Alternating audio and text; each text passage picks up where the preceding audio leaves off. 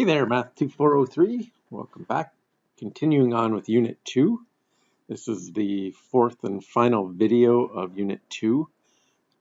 Today we'll be doing a probability application, studying reliability. So it's a nice application. I think you'll like these problems similar to the conditional probability problems that you did in a previous video. So let's get to it.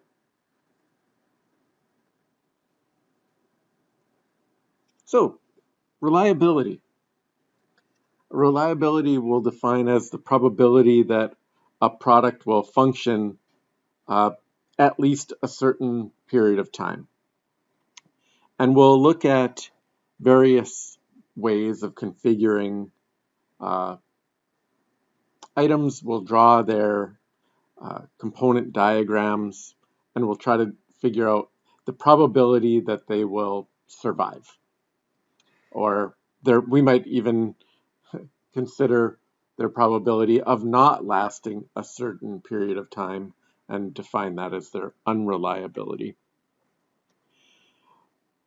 We'll study the simplest case first, where you have a bunch of components strung together in a line, and you want to know what's the probability that you can get from this end to this end.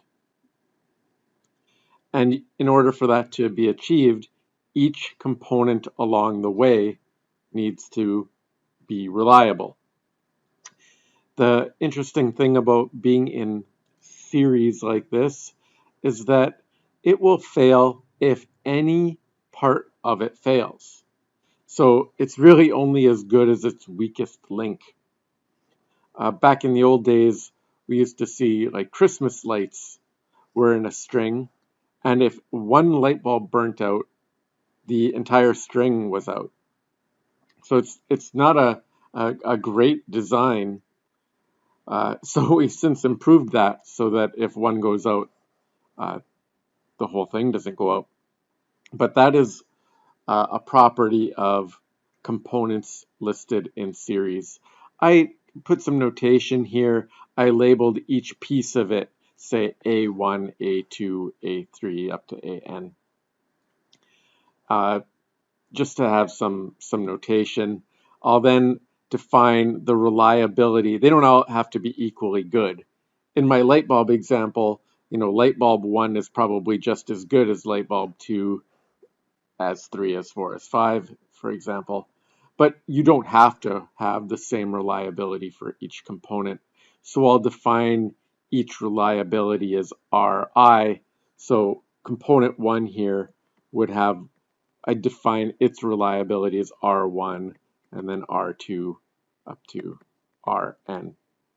So those R's are probabilities. They're the probability of lasting some period of time. We'll define then the reliability of components in series, and I'll define that R with a subscript S for series, as in order for this to be good, they all have to be good. First one's good, second one's good, third component's good, up to the last component. They all need to be reliable. And this is just the multiplication rule from probability. So we're basically just going to multiply these reliabilities together to get the overall reliability of getting from this side to this side. Some fancy math notation here. You're probably familiar with using summation notation. We use that when we were talking about standard deviation. This capital pi symbol just means product. This meant sum, and this thing means product. So it's just a shorthand notation. I'm going to take the product of all my R sub i's, and that will give me the overall reliability of a system that is in series. Now, you're probably thinking that the light bulb example might be kind of outdated, but you can view many things as components in series in order for me to be recording this lecture, I need several things to be working. I need my voice to work. I need my laptop to be working. I need my US or my my Bluetooth pen to be working so I can write on the screen. If any one of those components fails, I am unable to record this lecture. So this is not an uncommon setup to have components in series, even though we would try to avoid doing that. Using our rule of complements that we discussed from probability is we can define the unreliability of, what's the probability that this thing fails? Well, it fails if any piece fails, or if they all fail, or if two or the three fail. So this is a case where there are many different ways it can fail.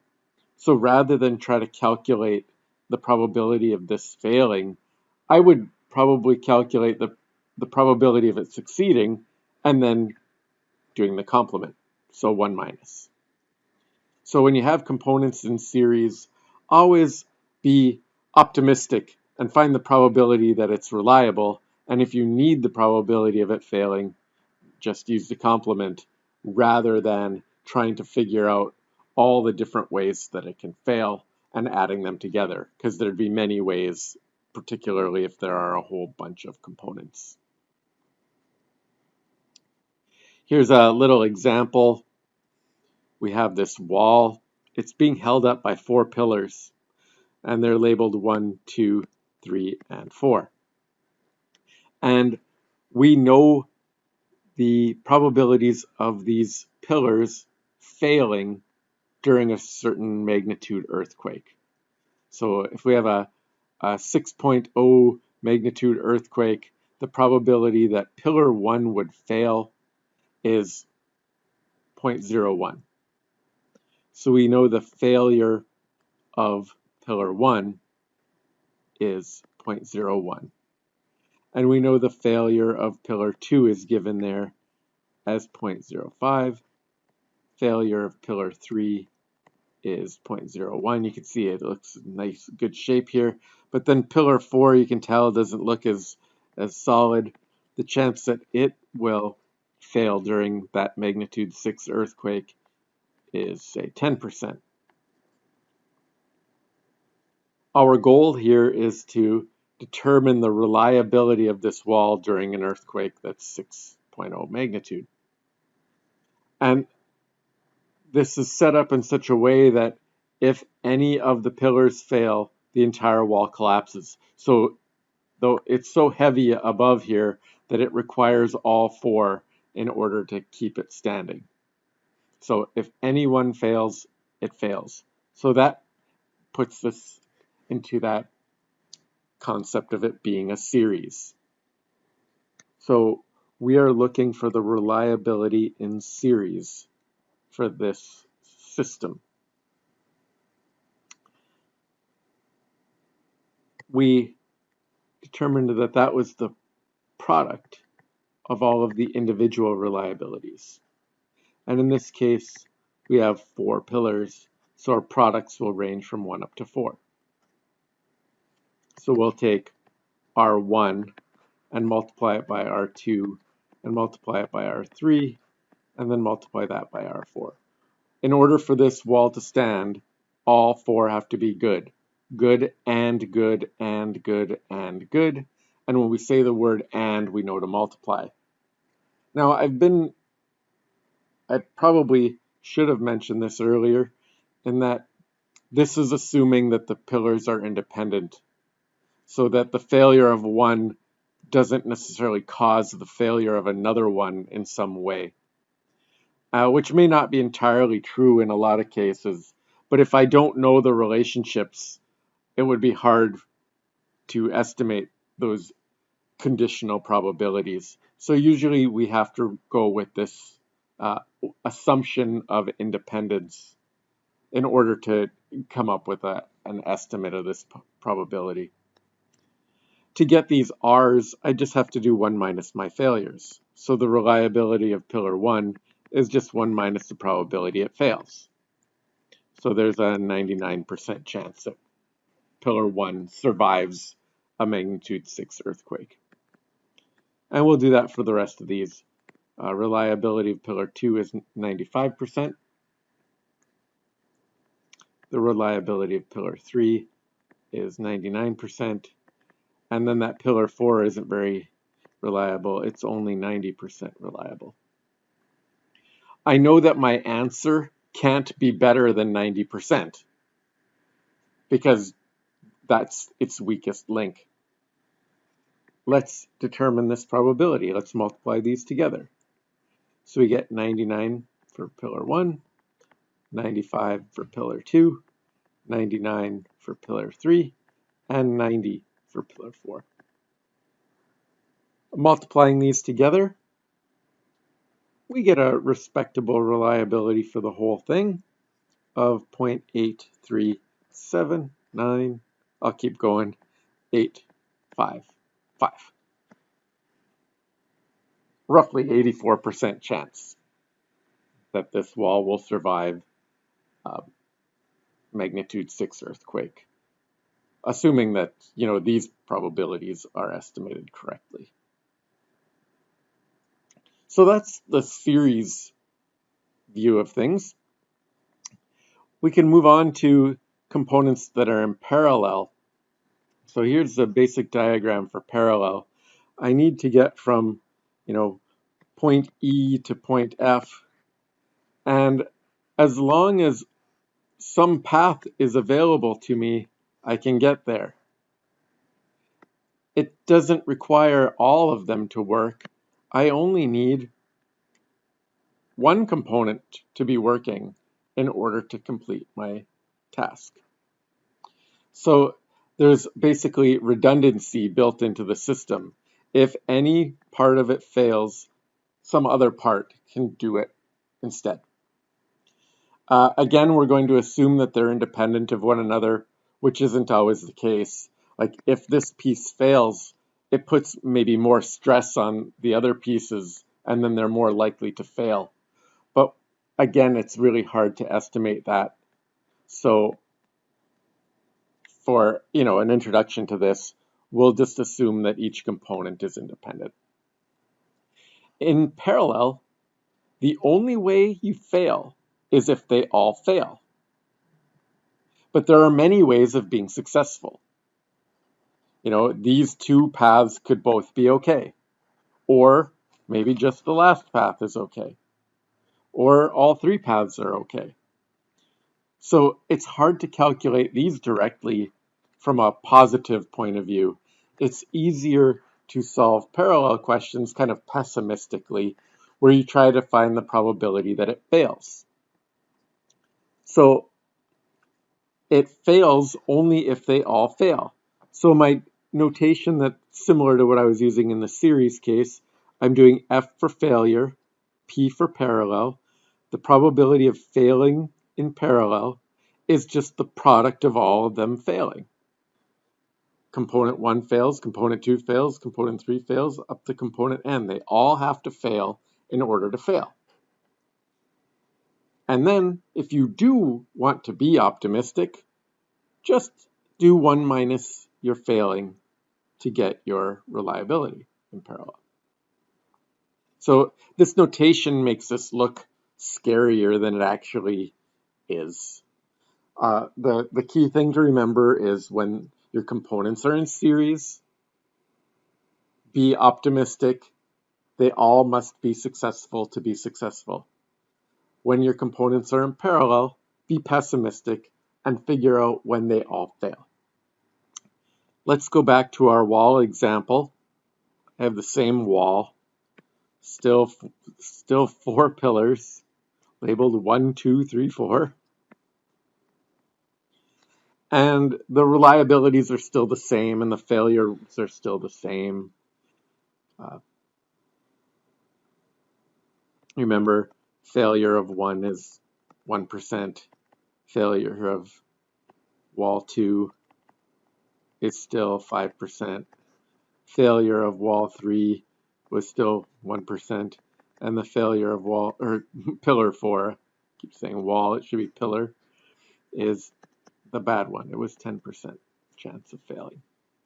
What's different in this example is that each pillar is capable of supporting the entire wall, even if the other ones fail. So if 3 of these things fail, it still supports what's above it. So we're basically doing redundancy, basically a safety factor. Let's put 4 columns, even though we only need 1. And let's see how that affects the overall reliability. And I use the same numbers, so we'll be able to compare it to the system that's in series. I said, even though we're looking for the reliability, because it's in parallel,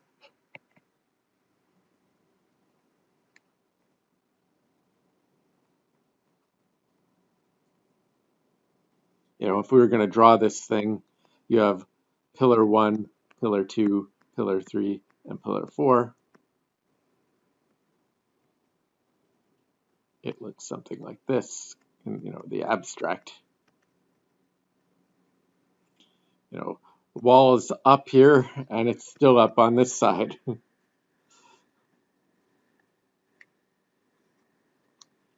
In a parallel system, though, instead of finding the reliability, let's find the probability it fails. It's much easier because there's so many ways it can be okay.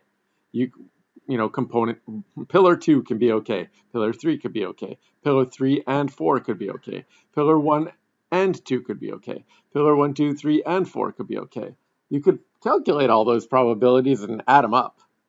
But it's much easier to use that rule of complements where we find the probability of the system failing in parallel, which is just the product of your individual failures. And again, we have I going from 1 up to 4. So we're just going to failure of 1, ANDed with failure of 2, and the third one fails, and the fourth pillar fails. Now we can just multiply all these probabilities together. 0.01 times 0.05 times 0.01 times 0.10. And now we will see the probability of failing is very, very low. Multiplying all these together, you get 6 zeros. 1, 2, 3, 4, 5, 6, and then a 5. So a very, very low chance that the wall will collapse. In parallel, the question asks for the reliability. So if we do 1 minus that, we get 0. I guess there'll be 6 nines. So 1, 2, 3, 4, 5, 6, and then a 5. Look how reliable that is. When we had the question in series, it was 84% reliable. But now that we've built redundancy in, we're 99.99995% sure that this thing will hold up in an earthquake.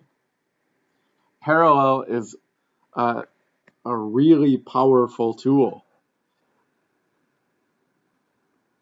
This allows us to sometimes say, instead of having one really good pillar, we could maybe build 4 cheaper pillars and still achieve the same result or even better. Sometimes using redundancy where the components are cheaper will ultimately yield an overall reliability that's better. When I go to print out your midterm test, the math department has 3 printers. I can print to any of them, even though none of the printers are very good. there's still a very good chance that I'll be able to print out your test because I have three to choose from. And they're basically a system that's in parallel. Parallel really gives us, hope that things will work properly. For example, an airplane. The airplanes are very safe. I feel pretty good that the landing gear is going to go down on the plane that I'm on. Why? Because there's probably multiple systems for putting down your landing gear. There's probably the main button. They press a button and the landing gear goes down. Then there's maybe a backup button that's separate from the other one that can also bring down the landing gear, maybe using separate motors even. Then there's, at worst case, there's a manual system where they can, climb into the belly of the plane and crank those wheels down if they have to. And in this situation, each one of the possibilities is probably very reliable in itself. So if you put three very reliable components together, then ultimately you get something that is terrific. Even putting four not so great pieces together, you end up with something that's really good. I was watching a documentary on the Apollo missions to the moon, and in 1969, when they built the Saturn V rocket, it's estimated they had around 3 million parts to build the Saturn V rocket that went to the moon. Imagine that if each one is 99.9% reliable, really good, that even being that reliable, out of 3 million parts, you're going to have 3,000 parts that are going to fail. So hopefully there are some redundancies built in there to make sure that everything works okay and you complete your mission. So I found that really interesting, that not every part is equally important, I guess, which helps. You don't need every piece to be perfect to still succeed. But having redundancies definitely improves your chances. I thought I should mention that we have these series in parallel. It's possible, I could draw something here where, how about I'm just drawing something at random. Suppose I kind of mix stuff up a little bit, where I have a system that's a bit of both. We have a series right here, and we have a series right here. Or we can kind of view it as, A, B, C, as in they're in series. If you view this whole section here as one component, then you have a series. But this section here is also parallel. So we can kind of maybe, let's just make up some numbers here. Let's relabel this. Let's call this component A, and let's suppose that the reliability of A is good. Like, say it's 99% reliable. And then let's call this part B, and let's say the reliability of B is 90%. And then let's call this component C, and let's make it 90% just to keep things simple enough. Let's make all these 90 here. So how about component D is 90% reliable. Component E is 90% reliable. And then we have component F, which is, say, 95% reliable. What's the overall reliability of this system? And in this case, I would kind of attack this in pieces. I would imagine that this section here is one piece. It's a parallel system that's made up of two systems in series. Whoa, So this could be a little bit complicated, but just sort of work on the inside and work your way out. So to get through this section here in the middle, I need to get from here to here. Well, how do I do that? I need these two components to be reliable. So the reliability of, let's call it BC. It's a series. I need both to be good. So 0.9 times 0.9 is 0.81. Hopefully I picked numbers that weren't too bad. This other section here is also a series. It's a straight line path. So that one is the reliability. Let's call it DE. Again, it's 0.9 times 0.9 because they had the same probabilities.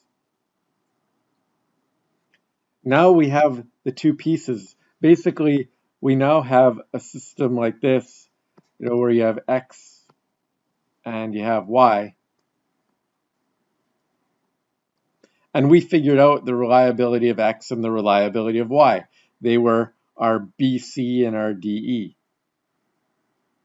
And now I want the reliability of that section. So why don't I maybe call that the reliability of this whole section as it's a parallel section. And let's say we want the reliability of BCDE.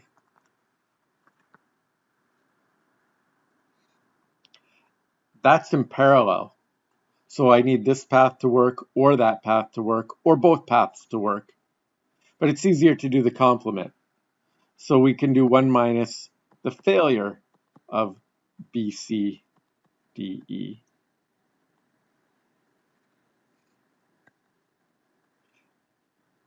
And to figure that out, I need the top path to fail and the bottom path to fail in order to fail. I need the failure of BC and the failure of DE paths. And those we can just get by doing 1 minus the reliabilities. I know this is kind of confusing. You might have to slow your lecture video down a little bit for this section. But they're not too bad. You just sort of follow your nose. We already calculated the reliability of the BC section. That's 0.81. And we also did the DE section, which was also 0.81. Punch this into my calculator. Let me dig it out here. Here we go. 0.9639. I didn't round it.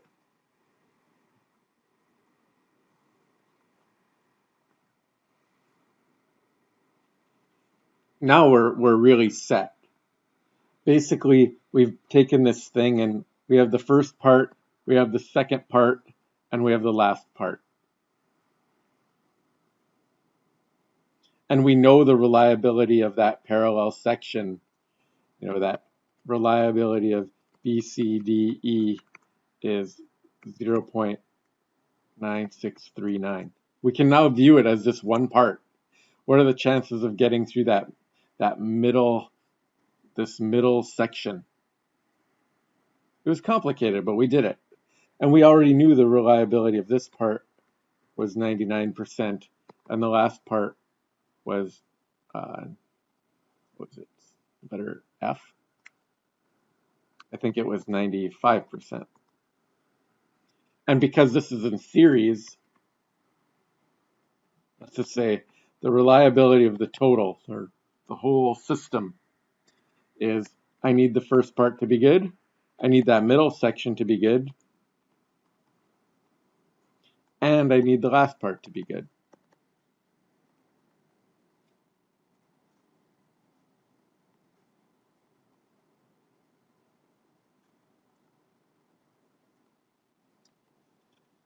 Multiplying those together, I end up with a overall reliability of 0.9065.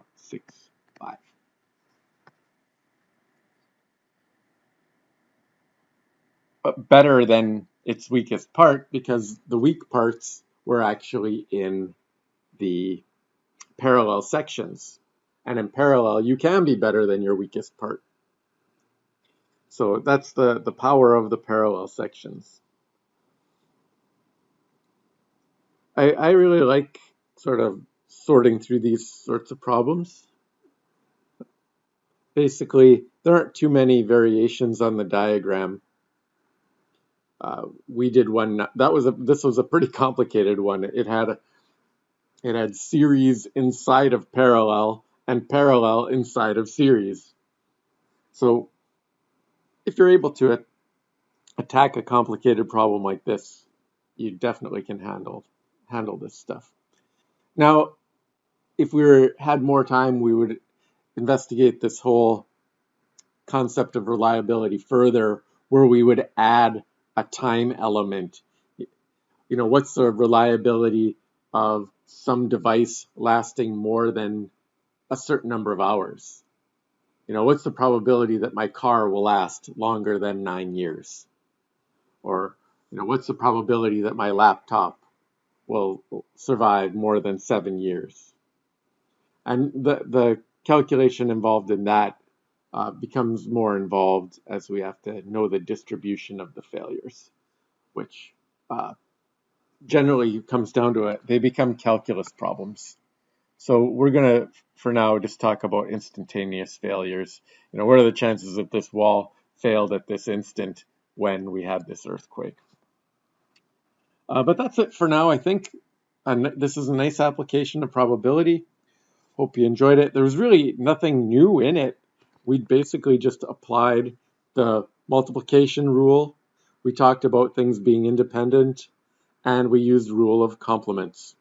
So there's nothing in this lecture that we haven't done before. It's just a nice application of those things. So in the next unit, we'll be moving on to some new stuff. I hope to see you there. Take care.